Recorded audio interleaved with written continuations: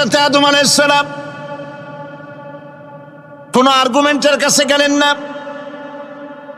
কেঁদে কেঁদে অস্থির হয়ে যাচ্ছেন। আল্লাহ রাব্বুল আলামিন যখন প্রশ্ন করবেন, আদম রে আমার হুকুম ভাঙলি কেন, অমান্য করলি কেন, কি জবাব দেব? আর ঠিক সেই মুহূর্তেই রব্বুল আলামিন প্রশ্ন করলেন, আদম রে আমার হুকুম অমান্য করলে কেন? হযরতে আদম আলাইহিস সালাম কোন বুদ্ধির আশ্রয় না নিয়া তার জ্ঞান তাকে বলে দিল। আল্লাহ তাকে কালেমা শিখাই দিলেন। উদ্বুদ্ধ হয়ে তিনি আল্লাহ রাব্বুল আলামিনের সামনে মাথা নত করে দিয়ে বললেন, রব্বানা যালামনা আনফুসানা ওয়া ইল্লাম তাগফির লানা ওয়া তারহামনা লানাকুনান্না মিনাল খাসিরিন। রব্বানা যালামনা, হে আল্লাহ আমি আমার নফসের পরে, যালামনা আনফুসানা আমি আমার নফসের পরে জুলম করেছি, অত্যাচার করেছি। ওয়া ইন লাম তাগফির লানা, তুমি যদি আমাকে ক্ষমা না করো। জ্ঞান কত দেখেন, শুধু ক্ষমা চান নাই, বলেছেন তুমি যদি আমাকে ক্ষমা না করো, ওয়া তারহামনা আর যদি দয়া না করো, লানাকুনান্না মিনাল খাসিরিন আমি ক্ষতিগ্রস্ত হয়ে যাব। কতটা জ্ঞানের অধিকারী তিনি! তিনি এটা বললেন না যে শুধু মাফ করে দাও, শুধু মাফ করলে হবে না, মাফও করা লাগবে, আর আগে যেমন দয়া করতে আসলেও করতে আসলেও করা লাগবে। সুবহানাল্লাহ। আল্লাহ পাক রাজি হয়ে গেলেন। রাজি হন নাই? আল্লাহ রাব্বুল আলামিন হযরত আদম আলাইহিস সালামকে শুধু ক্ষমা করলেন না, ক্ষমাও করলেন, আর নবীর মর্যাদা দিয়ে আল্লাহ রাব্বুল আলামিন দুনিয়ায় পাঠাইয়া দিলেন। সুতরাং বুদ্ধি দিয়ে কাফেররা বুদ্ধির আশ্রয় গ্রহণ করে সর্বনাশ করেছে, যে পরকাল হইতে পারে না, মরে যাব আবার উঠবো, আবার এই শরীর কেমনে তৈরি হবে, এইটা তাদের বুদ্ধিতে কুলায় নাই। কিন্তু বুদ্ধি দিয়া চিন্তা করলে বোঝা যাইতো যে হ্যাঁ পরকাল একটা হইতে পারে। আর একটা কথা বলি, সেটা হলো এই, বহুত মানুষ আছে পরকাল বিশ্বাস করে না। আছে না এমন? আছে। এখন আমরা বিশ্বাস করি পরকাল, আমরা কারা কারা বিশ্বাস করি হাত উঁচু করে দেখান তো। আলহামদুলিল্লাহ বলি, বলেন আলহামদুলিল্লাহ।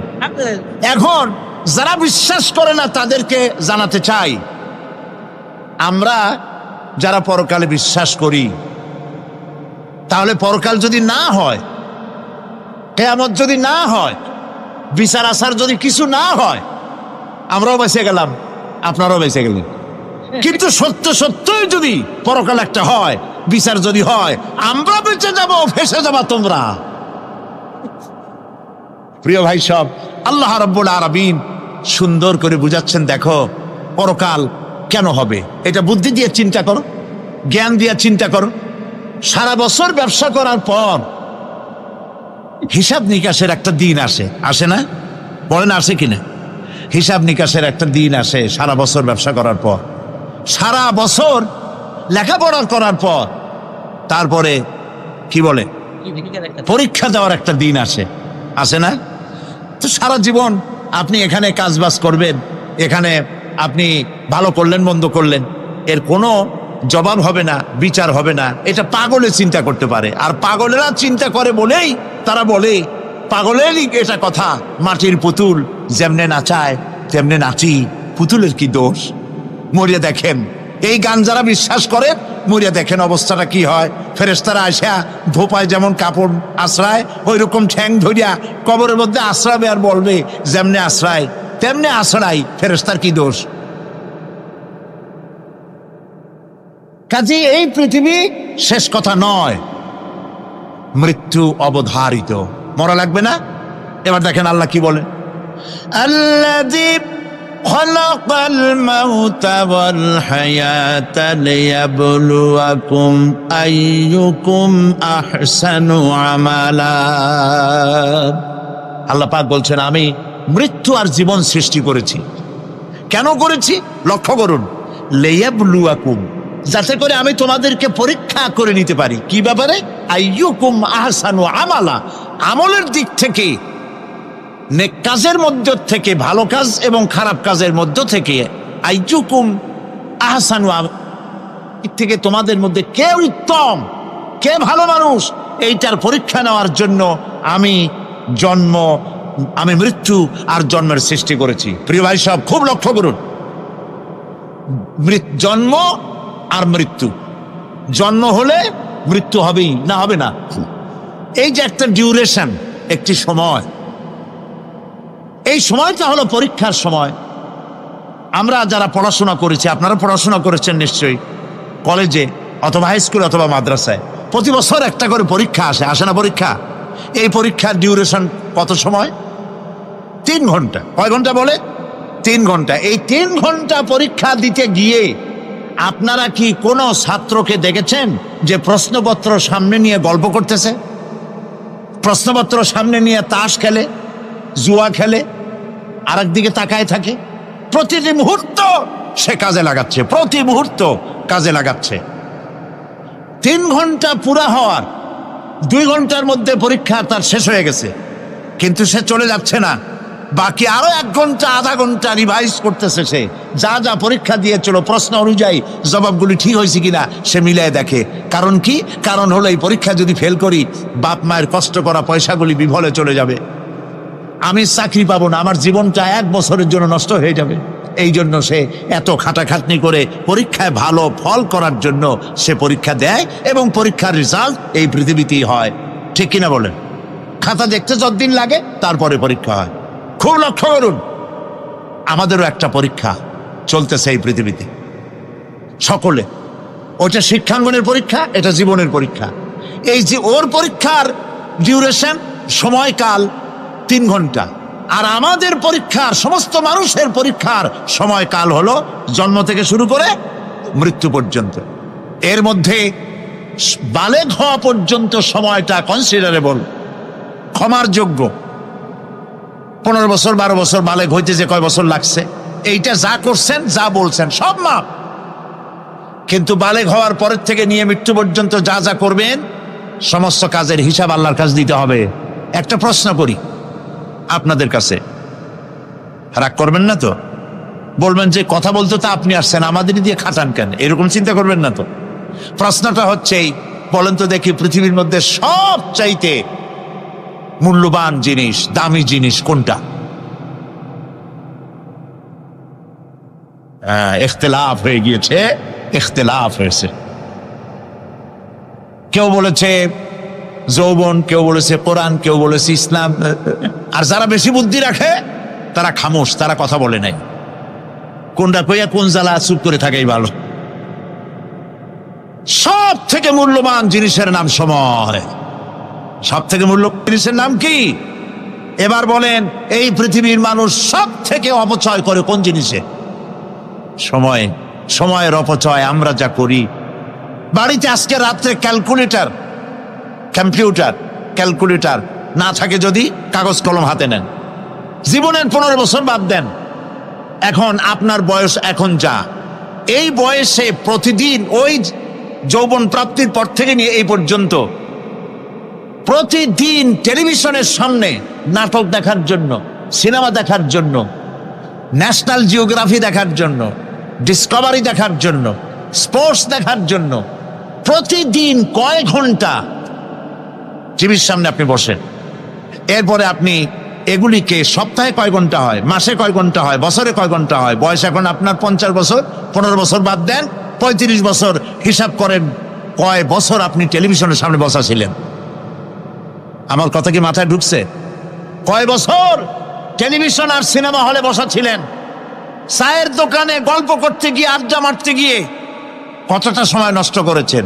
রবীন্দ্রনাথ, যতীন্দ্রনাথ, যোগীনাথ, তারপরে শরৎচন্দ্র, এই সমস্ত এই নাম মনে আসলো। কবি, সাহিত্যিক, ঔপন্যাসিক, নাট্যকার, তাদের বইপত্র, গল্পের বই, ভূতের গল্প, এই সমস্ত গল্পের বই পড়িয়া জীবনে কতটা সময় নষ্ট করেছেন। সবগুলি এক জায়গায় করেন, সবগুলি এক জায়গায় করেন, এরপরে আপনার চোখ সাড়া বড় হয়ে যাবে। দেখতে পাবেন আপনার জীবনের উল্লেখযোগ্য 35 বছরের কম করে হলেও 20 বা 25 বছর অপচয় হয়ে গেছে, নষ্ট হয়ে গেছে।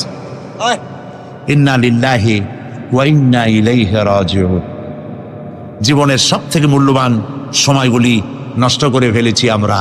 আল্লাহ পাক বলেছেন, পরীক্ষা নেওয়ার জন্যই এই পৃথিবীতে দিয়েছিলাম। এখন ওর পরীক্ষার ছাত্রের পরীক্ষার সময় 3 ঘন্টা, রেজাল্ট আউট হবে এখন। আর আপনার আমার পরীক্ষা মৃত্যুতে, জন্ম থেকে শুরু মৃত্যু পর্যন্ত, কিন্তু রেজাল্ট এখানে আউট হবে না। রেজাল্ট আউট হবে কোথায়? কিয়ামতের দিন। কোথায় হবে? হতেই হবে কিয়ামতের দিন। সেদিন এই পৃথিবীতে যারা ভালো কাজ করবে, ভালো কাজের জন্য আল্লাহ পুরস্কার দিবেন, আর মন্দ কাজ যারা করবে তাদের জন্য তিরস্কার তারা পাবেই। এই জন্য বিচার, কিয়ামত হওয়া, বিচার হওয়া, এটা বিবেকের দাবি, এটা জ্ঞানের দাবি। যারা বুদ্ধিজীবী দাবি করে কপাল পোড়া, এরা এটা বোঝে না, এদের মাথার মধ্যে এটা ঢোকে না। ঠিক কিনা বলে? প্রিয় ভাই সব, কিয়ামত হবে এবং কিয়ামতে আল্লাহর দরবারে আমাদের সকলকে উঠতে হবে, এতে কোনো সন্দেহের অবকাশ নাই। এবার দেখেন আল্লাহ পাক এবার যুক্তি দিয়ে বুঝাচ্ছেন। সুবহানাল্লাহ বলেন। তোমরা যারা বলো যে মরে যাব, পচে যাব, মাটির সাথে মিশে যাব, আবার জিন্দা হব কেমনে? আল্লাহ বলে কেমনে জিন্দা হবা বুঝাই। সুবহানাল্লাহ বলেন। আল্লাহ রাব্বুল আলামিন বলেন, আল্লাহুল্লাযী আরসালার রিয়াহা ফাতুসিরু সাহাবা فسقناه إلى بلد ميت فأحيينا به الأرض بعد موتها كذلك النشور।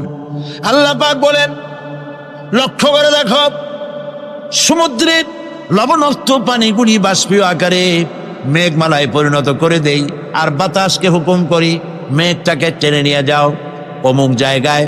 আল্লাহ যেখানে বৃষ্টি দিতে চান, বাতাস মেঘকে ঠেলে নিয়ে সেখানে নিয়ে আসে, বৃষ্টির পানিগুলি পড়ল। আল্লাহ পাক বলেন, আকাশের সেই বৃষ্টির পানি দিয়া মরা জমিনকে আমি জিন্দা করে দিলাম। ফাআহিয়ানা বিহিল আরদা বাদা মাউতিহা, এই মৃত্যু জমিনকে আমি জিন্দা করলাম। সেখানে তুমি বীজ বপন করলে, সেই বীজগুলি, বীজের মাথা ফাটাইয়া চারাগুলি কে বাইর করে দিল? মাটির আস্তরণ, মাটির আস্তরণের মধ্যে কদুর বিচি, লাউর বিচি। আপনারা কদু কন না লাউ বলেন? যেটাই হোক বুঝলেই হইল, কদু অথবা লাউ একই কথা। অথবা যে কোনো শাক সবজি, উদ্ভিদ, এর চারা, এর বীজ মাটিতে দেওয়া হলো। মাটিটা ফেটে চারা, যে পাতা দুটো বেরিয়ে আসলো, এই পাতা কি শক্ত না নরম? তাহলে মাটিটা ফাটাইয়া পাতা দুটো বাইর করে দিল কে? সুবহানাল্লাহ বলে। রব্বুল আলামিন দৃষ্টান্ত দিয়ে বুঝাচ্ছেন, আলাম ইয়াকুন নুতফাতাম মিন মানিয়্যিন ইউমনা সুম্মা কানা আলাকাতান ফাখালাকা ফাসাওয়া ফাজআলা মিনহু যাওজাইনি যাকারা ওয়াল উনসা। আল্লাহ পাক বলেন, মানুষকে নিকৃষ্টতম মাতৃগর্ভে নিক্ষিপ্ত এক ফোঁটা পানি ছিল না, আমি তার থেকে আকার আকৃতি দিয়ে সুগঠিত করে মানুষের আকার দান করেছি, আর মায়ের পেটের ভিতরে আমি নারী আর পুরুষ বানাইছি, কন্যা সন্তান এবং পুত্র সন্তান বানাইছি। সুবহানাল্লাহ কোন। এখন মানুষে কয় যে আমরাও পারি। এই যে ক্লোনিং সিস্টেম একটা শুরু হয়েছে, শুনছেন আপনারা? কথা না কইলে বুঝি কি? ক্লোনিং পদ্ধতি। এটি ক্লোনিং পদ্ধতি, বিজ্ঞানীরা যারাই কাজটা করতেছে তারা বিশ্ব সভ্যতাকে বিনষ্ট করার একটি মারাত্মক কাজে তারা হাত দিয়েছে। ক্লোনিং পদ্ধতিতে যে যা কিছু তৈরি হয়, এর আগে ভেড়ার বাচ্চা হয়েছে, ছাগলের বাচ্চা বানাইছে, সেগুলি তার মায়ের মতোই হয়েছে অথবা পিতার মতো হয়েছে। পিতার ডিএনএ নিয়ে একটা পুরুষ জাতীয় জন্তুর ডিএনএ অথবা স্ত্রী জাতীয় একটি জন্তুর ডিএনএ নিয়ে তারপরে বিশেষ প্রক্রিয়ার মাধ্যমে সন্তান, এই বাচ্চা উৎপাদনের ব্যবস্থা তারা শুরু করেছে পশু দিয়ে। এরপরে মানুষ এভাবে করা যায় কিনা সেই চিন্তা তারা করেছে। ইতিমধ্যে নাকি দুটো বাচ্চা হয়েছে, এটা সত্য না মিথ্যা এখনো যাচাই করা যায় নাই। কিন্তু পশুর থেকে যেগুলো হয়েছে সবগুলি রোগ নিয়ে আসছে পৃথিবীতে, গেল 1 নম্বর কথা। 2 নম্বরে ডিএনএর মাধ্যমে যে মানব শিশু পয়দা হয় তার সবগুলি তার মায়ের অনুকরণে হয়। একেবারে অবিকল মায়ের চেহারা নিয়ে আসতেছে, অবিকল পিতার চেহারা নিয়ে আসতেছে। চিন্তা করুন, এই মেয়ে যখন বয়সপ্রাপ্ত হবে তখন তার পিতা কি করে বুঝবে তার বউ কোনটা আর মেয়ে কোনটা? উচিত হবে পৃথিবীর সমস্ত নেতৃবৃন্দ, বিশ্ব নেতৃবৃন্দের ঐক্যবদ্ধ হয়ে এই দুঃসাহসিক কাজকে বাধা দিয়ে বন্ধ করে দেওয়া উচিত। আল্লাহর সৃষ্টির সাথে পাল্লা দিতে গেলে ধ্বংস ছাড়া পথ থাকবে না। লক্ষ্য করেছেন, আপনি সাক্ষী দিলে আজ এক সাক্ষী দেবেন, কালকে বলবেন যে ওই সাক্ষী আমি দেই নাই। আজকে সই করেছেন, কালকে বলবেন ওই সই আমি করি নাই।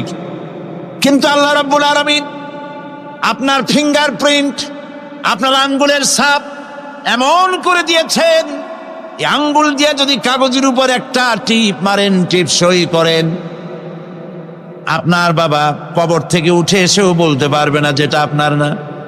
আদম আলাইহিস সালাম থেকে নিয়ে আজ পর্যন্ত, আজ থেকে নিয়ে কিয়ামত পর্যন্ত যত মানুষ পৃথিবীতে এসেছে আর আসবে, কোন মানুষের আঙ্গুলের রেখার সঙ্গে আর একজন আঙ্গুলের রেখার মিল হবে না।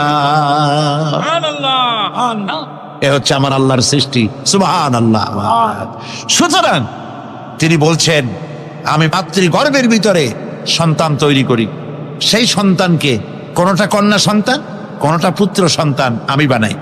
এই কাজটা যিনি পারেন, এবার দেখেন সামনে কি বলতেছেন আল্লাহ, এই কাজটি যিনি করতেছেন, আলাইসা যালিকা বিকাদিরিন আলা আইয়ুহিয়াল মাউতা, এত বড় কাজ যিনি সম্পাদন করেছেন, এক ফোঁটা নাপাক পানি, এক ফোঁটা নিকৃষ্ট গান্দা পানি যা শরীর থেকে নির্গত হলে পরে গোসল ফরজ হয়ে যায়, এমন এক ফোঁটা পানি দিয়ে তোমার জন্মের উৎপত্তি করেছি, আকার দিলাম, হাত দিলাম, পাও দিলাম, চোখ দিলাম, সুন্দর করে বানালাম, তারপরে পৃথিবীতে পাঠালাম। এরপরে তুমি কি করে মনে করতে পারো যে সেই আল্লাহ তোমার মৃত্যুর পরে আবার চিন্তা করতে পারবে না? আলাইসা যালিক, আল্লাহ পাক কি তোমাকে মৃত্যুর পরে, আলাইসা যালিকা বিকাদিরিন, আল্লাহ পাকের পক্ষে এটা কি সম্ভব নয় যে তোমার মৃত্যুর পরে আল্লাহ আবার চিন্তা করবেন? বলেন অবশ্যই পারবেন, বলেন অবশ্যই পারবেন। প্রিয় ভাই সব, আল্লাহ পাক এর পরে বলছেন, ইয়া আইয়ুহান নাসু ইন কুনতুম ফি রাইবিম মিনাল বা'সি ফাইন্না খালাকনাকুম মিন তুরাব। হে মানব সকল, যদি সন্দেহ হয় যে আমি তোমাদের পরকাল সম্পর্কে, যদি পুনরুত্থান সম্পর্কে যদি তোমাদের সন্দেহ হয়, জানা থাকা উচিত আমি তোমাদেরকে মাটি দিয়ে সৃষ্টি করেছি, মাটির উপকরণ দিয়ে সৃষ্টি করেছি। এই মাটির সাথে মিশে যাবা, আবার উঠানো হবে। মাটিতে কবরের মধ্যে মুর্দা রাখার সময় কি বলি আমরা? মিনহা খালাকনাকুম ওয়া ফিহা নুঈদুকুম। পড়েন সবাই, মিনহা خلقناكم وفيها نعيدكم ومنها نخرجكم تارة أخرى। মাতৃগর্ভের ভিতরে মানুষকে আল্লাহ রাব্বুল আলামিন হাত পাও চক্ষু কর্ণনাসিকা দিয়ে সুন্দর করে মায়ের পেটের ভিতরে বানায়া এই পৃথিবীতে আল্লাহ পাক পাঠায় দেন। আর আল্লাহ পাক বলেন, সুম্মা নুখরিজুকুম তিফলা, বাচ্চার আকারে মায়ের পেট থেকে বের করে দিলাম। যে আল্লাহ রাব্বুল আলামিন এইভাবে করে তোমাদেরকে সৃষ্টি করেন। যালিকা বিআন্নাল্লাহা হুয়াল হক, জেনে রাখো এসব কিছু এই জন্যই ঘটে যেহেতু আল্লাহ রাব্বুল আলামিন, আল্লাহ তাআলা মহাসত্য, তিনি যা বলেন তাও সত্য, তার কথার মধ্যে কোনো রকমের বৈপরীত্য নাই।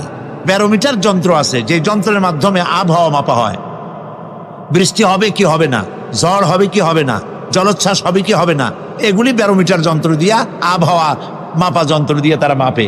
কিন্তু আপনারা কি কখনো শুনেছেন যে রেডিও টেলিভিশনে বলা হয়েছে সন্দ্বীপ, কুতুবদিয়া, হাতিয়া, সেন্ট মার্টিন এবং বাঁশখালী, আর কি কোন দু একটার নাম, কক্সবাজার, পতেঙ্গা ইত্যাদির উপর দিয়ে 280 মাইল স্পিডে ঝোড়ো হাওয়া প্রবাহিত হবে। আগামীকাল 30 ফিট উঁচু হয়ে জলোচ্ছ্বাস হবে। এরকম কথা বলে কেউ? কি বলে?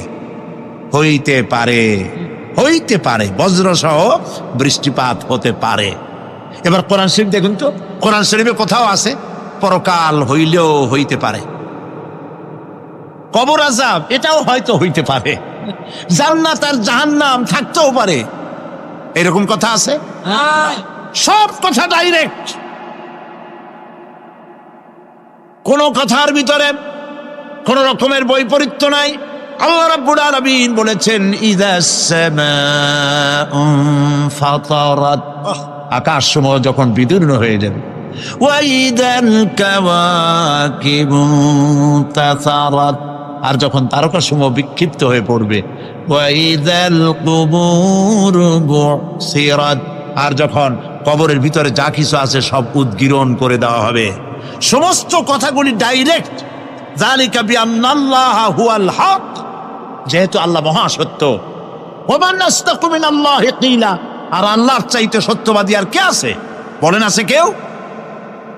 সে আল্লাহ রাব্বুল আলামিন বলেন, এত কিছু কাজ, এত সুন্দর ব্যবস্থাপনা করে যিনি করেন, ওয়া আন্নাহু ইউহয়িল মাউতা ওয়া আন্নাহু আলা কুল্লি শাইইন কাদির। সে আল্লাহ রাব্বুল আলামিন তোমাদেরকে তোমাদের মৃত্যুর পরে আবার জিন্দা করবেন, এতে সন্দেহ করার কোনো কারণ নাই।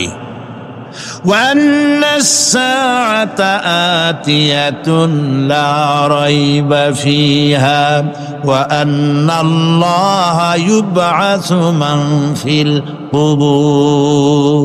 আল্লাহ পাক বলছেন অবশ্যই কিয়ামত আসবে, তাকে কেউ বিন্দুমাত্র এতে কোনো সন্দেহ নাই।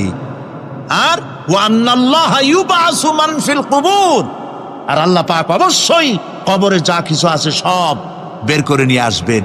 কান্নাহুম জারাদুম মুনতাশির, যেমন আপনারা দেখছেন কিনা এই যে যখন বন্যা বলে, পানি টানি যখন ওঠে, বন্যা নাকি বলে, তুফান, বন্যা ইত্যাদি যখন হওয়ার সম্ভাবনা হয়, তখন মাটি থেকে, গ্রাম্য পরিবেশে দেখা যায় মাটি থেকে পোকামাকড়গুলি এভাবে উঠতে থাকে। দেখছেন না? আপনারা দেখছেন কিনা?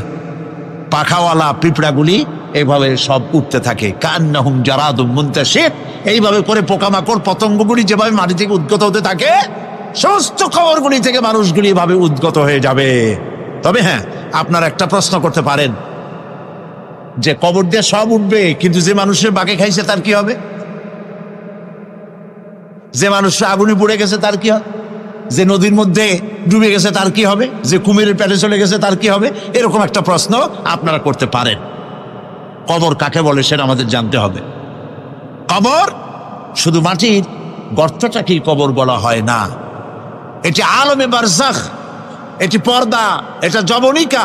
মৃত্যুর পরের জীবনটাই হলো আলমে আখিরাত পর্যন্ত যাইতে যে জীবনটা লাগে, যে একটি সময় আছে, এই সময়টার নামটাই হলো কবর।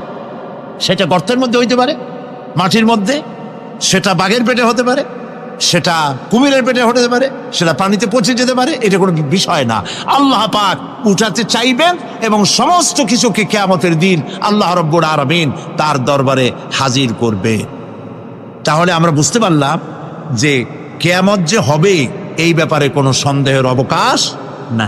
এখন ওই কিয়ামতের দিন আল্লাহ রাব্বুল আলামিন আমাদের বিচার নেবেন, হিসাব করবেন।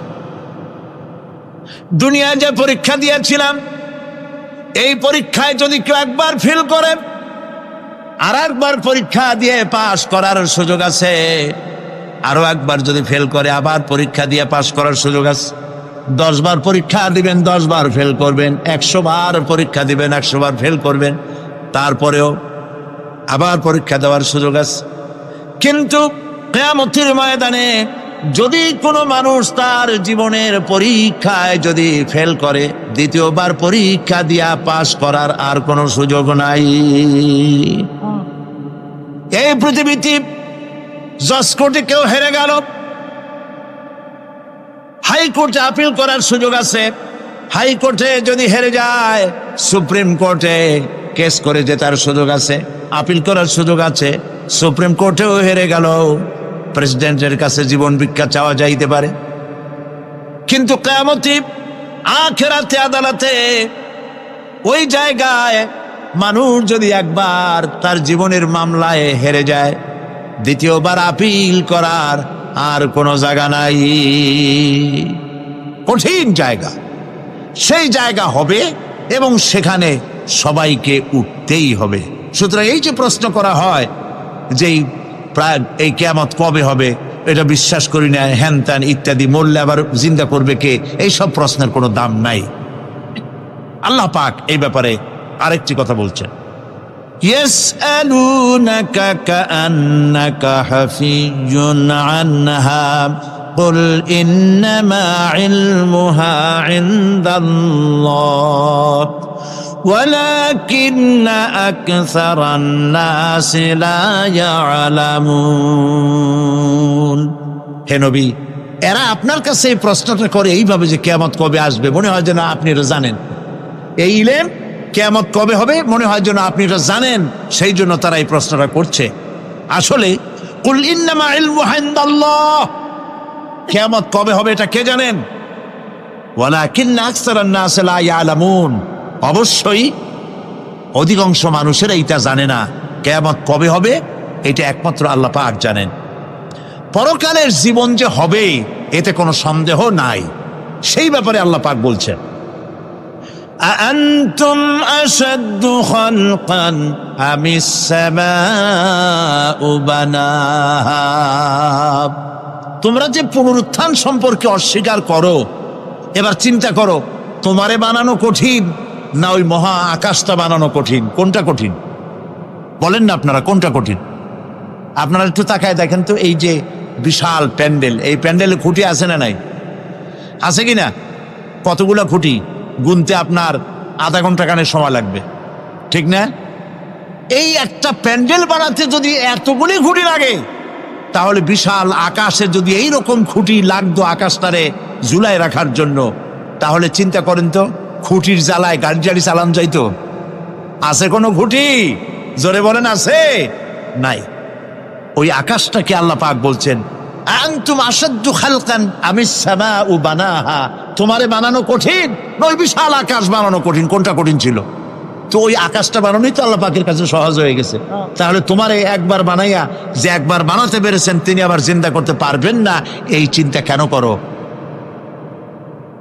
আল্লাহ রাব্বুল আলামিন কোরআনে কারীমের ভিতরে পরিষ্কার করে বলেছেন, ওরা বলে, কাফের বেঈমানেরা বলে, ক্বালা মান ইউহয়িল ইযামা ওয়া হিয়া রামীম।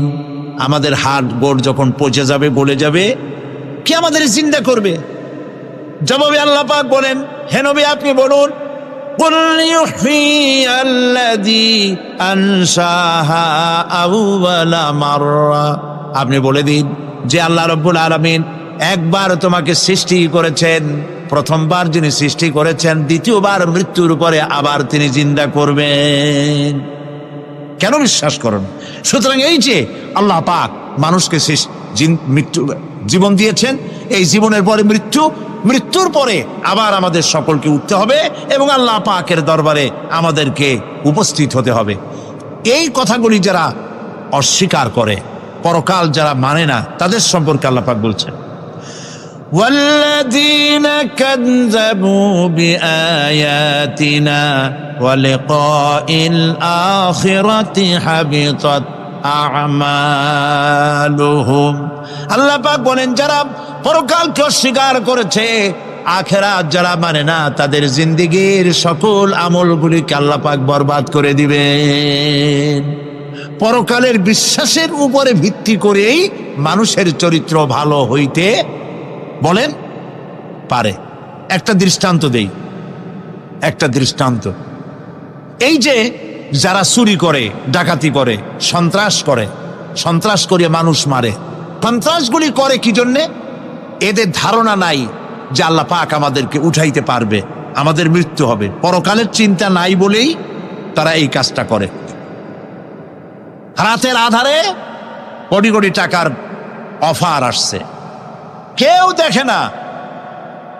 এইখান থেকে, এই টাকার খাওয়া থেকে, অথবা জেনা করা থেকে, অথবা মদ পান করা থেকে গোল্ডেন অপরচুনিটি, সুযোগ আসছে, জেনা করা যায়, মদ খাওয়া যায়, টাকা নেওয়া যায়, অবৈধ টাকা। এই অপরাধ থেকে বাঁচাতে পারে একমাত্র পরকালের জবাবদেহিতা, আখিরাতের ভয়। আল্লাহর কাছে আমাকে জবাবদিহি করতে হবে, এই ভয় ছাড়া আর কোনো কিছুই মানুষের এই বিপদ থেকে মানুষের চরিত্র ভালো বানাইতে পারে না। মানুষের চরিত্র ভালো বানাবার জন্য এটাই হচ্ছে একমাত্র পথ। সেই জন্য আল্লাহ পাক আখিরাতের জীবন রেখেছেন। উঠতে সেখানে হবেই। এই পৃথিবীতে একবার যখন আসছি, আমাদেরকে জিন্দা আল্লাহ করবে এবং সমস্ত কথাগুলির জবাব আল্লাহর কাছে দিতে হবে।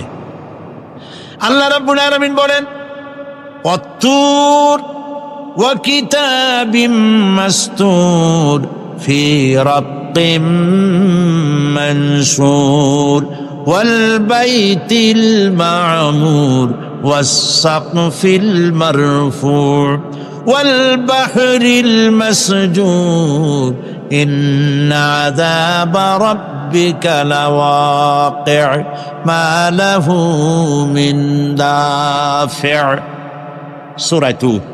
আল্লাহ পাক বলছেন তুর পাহাড়ের শপথ, তুর পাহাড়ের শপথ, সেই প্রকাশ্য পবিত্র গ্রন্থের শপথ যা লিপিবদ্ধ রয়েছে মসৃণ ঝিল্লিতে, চর্ম ঝিল্লিতে লিপিবদ্ধ রয়েছে।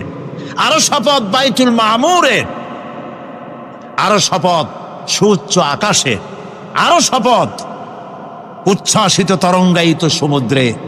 নিশ্চয়ই সেই আযাব আসবে, আযাব মানে কিয়ামত, সেই পরকাল অবশ্যই আসবে। মা লাহু মিন দাফি'। এই শাস্তি থেকে, এই কিয়ামত আসা থেকে, এই কিয়ামত সংগঠিত হওয়া থেকে রোধ করার মতো ক্ষমতা কারো নাই। সুবহানাল্লাহ। এখন আল্লাহ পাক তুর পাহাড়ের কসম করছেন। তুর পর্বত হচ্ছে সেই পর্বতের কথাই ধরা যাক, যেখানে এটি ঐতিহাসিক পর্বত। হযরতে মূসা আলাইহিস সালামকে আল্লাহ রাব্বুল আলামিন যেখানে নবুয়তের শিরস্থান পড়িয়ে দিয়েছিলেন, তুর পাহাড়ের ভিতরে। অতুর সিনিন, তুর পাহাড়ের কসম আল্লাহ পাক বলছেন। এবং খোদায়ের আল্লাহ রাব্বুল আলামিনের সঙ্গে বিরোধিতা করার কারণে ফেরাউনকে এই তুর পাহাড়ের কাছেই লোহিত সাগরের মধ্যে, দরিয়ায় নীলের মধ্যে আল্লাহ পাক ডুবিয়ে মেরেছিলেন। এবং নির্যাতিত বনী ইসরাইলকে শাস্তি দেওয়ার চূড়ান্ত সিদ্ধান্ত এই তুর পাহাড়েই আল্লাহ পাক দিয়েছিলেন। আল্লাহ বলছেন, আমি সেই তুর পাহাড়ের কসম করি। ওয়া কিতাবিম মাসতুর, এবং পবিত্র গ্রন্থের শপথ, যেই গ্রন্থগুলি নাজিল হয়েছে নবীদের উপরে, ইনজিল, তাওরাত, জাবুর, কোরআন, এই কিতাবগুলির কসম করি। সুবহানাল্লাহ। কোরআনের কসম করি, আল্লাহ পাক বলছেন এই কিতাবগুলির কসম করছি। তুর পাহাড়ের কসম করছি, কিতাবগুলির কসম করছি। ওয়াল বাইতুল মা'মুর, আর বাইতুল মা'মুরের কসম করছি। সেটা কি? আকাশের প্রত্যেকটি আকাশে একটি করে বাইতুল মা'মুর আছে। ওই আকাশের ফেরেশতারা এই বাইতুল মা'মুরকে কেন্দ্র করে আল্লাহ রাব্বুল আলামিনকে সেজদা দেয়। আল্লাহ পাক হযরত আদম আলাইহিস সালামকে বলেছিলেন, একটি ঘর বানাও, বাইতুল মা'মুরের নিচে বানাও। তিনি বললেন, আমি তো জানি না বাইতুল মা'মুর কোথায়। হযরত জিবরাইলকে পাঠানো হলো।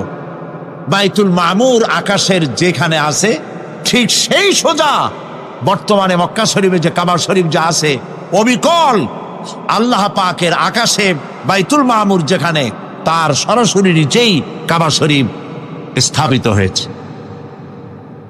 আল্লাহ রাব্বুল আলামিন বলছেন, আমি এই বাইতুল মা'মুরের কসম করছি। এরপরে আল্লাহ পাক বলছেন যে ফেরেশতারা যে বাইতুল মা'মুরকে তাওয়াফ করে এবং আল্লাহ পাকের ইবাদত করে, সেই বাইতুল মা'মুরের কসম। ওয়াস সাকফিল মারফু, সুউচ্চ আকাশের কসম। এই আকাশ আল্লাহ পাক সৃষ্টি করেছেন বেগাইরে আমাদিন, কোন রকমের কোনো খুঁটি ছাড়াই। সুবহানাল্লাহ বলি আমরা। এই বিশাল আকাশ সম্পর্কে ওই যে বুদ্ধিজীবী যারা, কোরআনের জ্ঞান যাদের কাছে নাই, তারা বলে যে আকাশ বলতে কিছু নাই, ওইটা একটা নীলা নীলা বহু দূর, সেই জন্য নীলা নীলা দেখা যায়। এই পৃথিবী সম্পর্কেও তাদের ধারণা এই পৃথিবীও কিছু না, এটা হলো ওই যে কি বলে, সূর্যের কাছের থেকে একটা উজ্জ্বল জ্যোতিষ্ক খুব ফোর্সে যাচ্ছিল, এই ফোর্স সহ্য করতে না পেরে সূর্যের একটি অংশ মহাশূন্যের উপরে ছিটকে পড়ল, ঘুরতে ঘুরতে পৃথিবীর আকার ধারণ করেছে। এই হলো ওদের ধারণা, অ্যাক্সিডেন্টের মাধ্যমে নাকি এই পৃথিবী হয়েছে। মূল কথা হলো এইভাবে করে যদি কোনো একটা গ্রহ উজ্জ্বল জ্যোতিষ্ক যাওয়ার কারণে পৃথিবী হয়ে থাকে, তাহলে এখন তো পৃথিবীতে মানুষ ধরতেছে না, মানুষ তো অনেক বেশি বেড়ে গেছে, তাহলে আর একটা জ্যোতিষ্ক দয়া করে সূর্যের পাশ দিয়া যাইয়া আর একটা খণ্ড ফালাই দিয়া আর একটা পৃথিবী বানায় না কেন? প্রিয় ভাই সব, আল্লাহ পাক বলছেন ওয়াসাকফিল মারফু, আমি এই বিশাল আকাশের কসম করি। সুবহানাল্লাহ। এরপরে ওয়াল বাহরিল মাসজুর, পৃথিবীতে প্রবাহিত উচ্ছ্বসিত তরঙ্গায়িত সমুদ্র রাজির কসম করি। সুবহানাল্লাহ।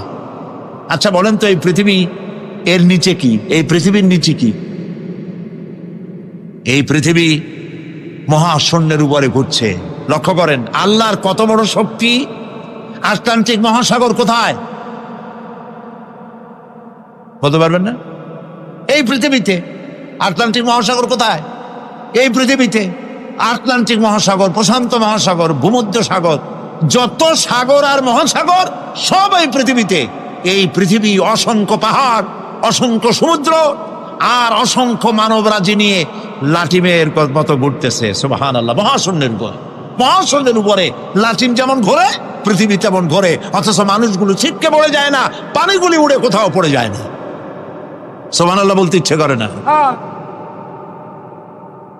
আল্লাহ রাব্বুল আলামিন সূরা ইয়াসিনের মধ্যে বলেছেন লাশ-শামসু ইয়ানবাগি লাহা আন তুদরিকাল কমারা ওয়ালাল লাইলু সাবিকুন নাহার ওয়া কুল্লুন ফি ফালাকিন ইয়াসবাহুন। সূর্য চন্দ্রের অধিকার নষ্ট করতে পারে না। রাত দুপুরের সময় সূর্য উঠবে না, দিনের দুপুর বেলায় চন্দ্র উদিত হয়ে সূর্যের আলোকে নিষ্প্রভ করতে পারে না। চন্দ্র সূর্যের আগে যেতে পারে না, সূর্য চন্দ্রের আগে যেতে পারে না, কারো গায়ে কারো ধাক্কা লাগে না।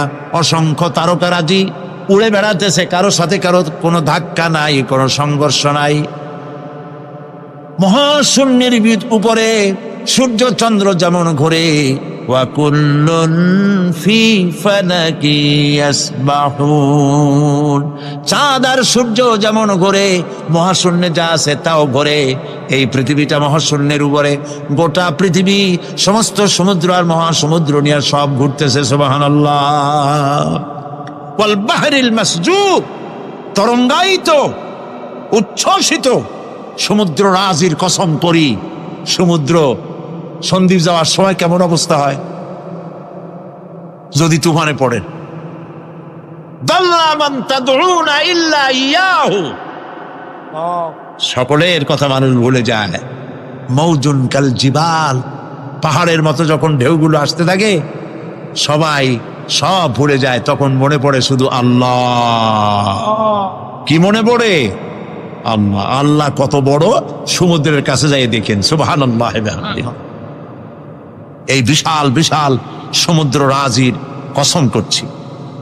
এতগুলি কসম করে আল্লাহ পাক কোরআনে কারীমের মধ্যে বলছেন, দেখো এই সব জিনিসগুলি আমি সৃষ্টি করেছি, আর এই জিনিসগুলির কসম করে বলছি সেই পরকাল অবশ্যই অনুষ্ঠিত হবে, সেই আযাব আসবে। কেউ এই পরকাল অনুষ্ঠিত হওয়া থেকে কেউ ফিরাইয়া রাখতে পারবে না। এখন তোমরা প্রশ্ন করতেছো আল্লাযী ফীহি আল্লাযী হুম ফীহি মুখতালিফুন, এই ব্যাপারে তোমরা ইখতিলাফ করতেছো, মতবিরোধ করতেছো, ঠাট্টা করতেছো, বিদ্রূপ করতেছো। কাল্লা সায়ালামুন, অবশ্যই তোমরা জানতে পারবে। সুম্মা কাল্লা সায়ালামুন, অবশ্যই তোমরা জানতে পারবে সেই পরকাল হবে, এতে কোনো সন্দেহ নাই। সুবহানাল্লাহ।